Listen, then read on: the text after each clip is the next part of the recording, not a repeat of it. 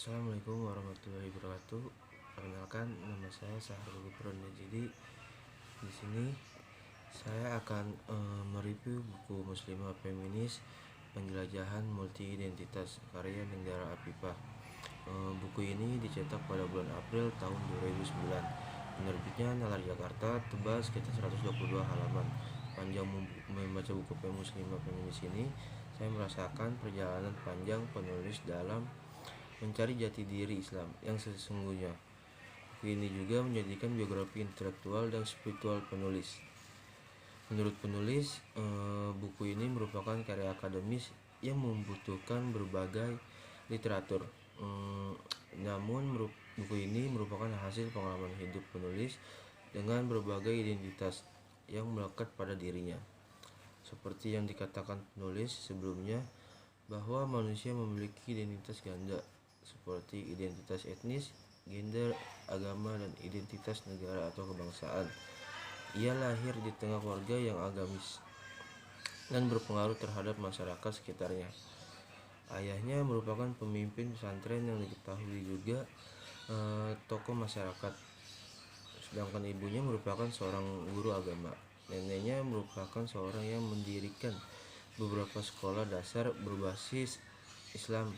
Kakek-kakeknya, buyutnya merupakan seorang ulama berpengaruh di lingkungannya.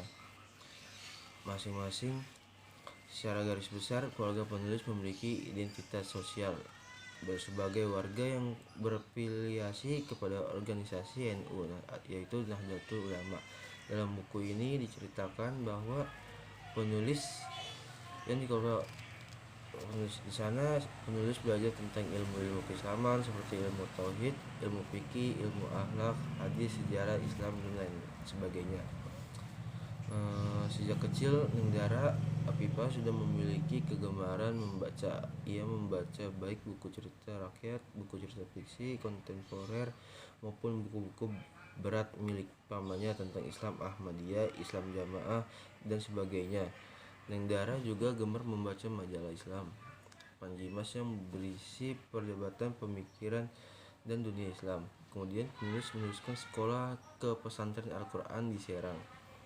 Penulis terlibat suatu pengajian yang dikenal dengan usro kalau nggak salah ya, yang dapat dikatakan beraliran fundamentalis. Pengajian tersebut dilakukan secara sembunyi-sembunyi dan metode pengajiannya itu bersifat doktriner. Pada tahap pendidikan selanjutnya, penulis melanjutkan kuliah di IAIN Jakarta, dulu namanya IAIN Jakarta, dan didukung oleh pamannya yang merupakan alumni juga IAIN Jakarta. Penulis berniat memilih jurusan agama dan filsafat, tetapi pamannya justru memilihkannya penulis pada jurusan perbandingan agama dengan berorientasi prospek kerja yang jelas. Pilihan pamannya itu membuat Nenggara belajar hal baru tentang Buddhisme, Hinduisme, Shintoisme, dan semacamnya, yang kemudian membuatnya mulai bersikap terbuka ke arah pluralisme, yang menyadari bahwa kebenaran bukan hanya dimiliki dan dikuasai oleh Islam, tetapi kebenaran juga dimiliki oleh agama lain sesuai cara dan kepercayaannya masing-masingnya. Nenggara merasa terkekang setelah ia mulai kritis terhadap lingkungan dan mulai menjajal masuk ke dalam berbagai LSM perempuan. Ia memanfaatkan organisasi ini untuk menyebarkan paham feminisme sebagai basis ideologi organisasi, bahwa potensi perempuan harus dioptimalkan tanpa harus meninggalkan tugas sebagai ibu rumah tangga. Datang pada masa Fatayat NU bersentuhan dengan gerakan perempuan berperspektif gender dengan membongkar makna kodrat bagi perempuan, membongkar pembagian kerja secara seksual, dan menelusuri akar sejarah munculnya subordinasi, marginalisasi, kekerasan, dan ketidakadilan terhadap perempuan. Fatayat NU menggunakan analisis gender sebagai beda Al-Quran dan hadis dengan paradigma baru. Selain terasa ringan dibaca, tata letak yang sangat pas pembagian bab pada subbab yang mempermudahkan pemahaman pembaca.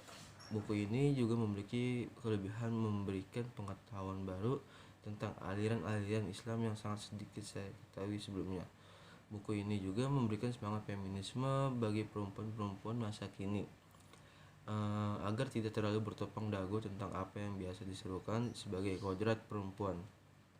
tetapi juga dapat ikut mengkritisi yang sesuai dengan akal dan tentunya tidak melupakan kaidah-kaidah keislamannya. Satu kutipan yang paling saya suka dalam buku ini ialah, ia adalah orang yang berdaulat atas dirinya sendiri.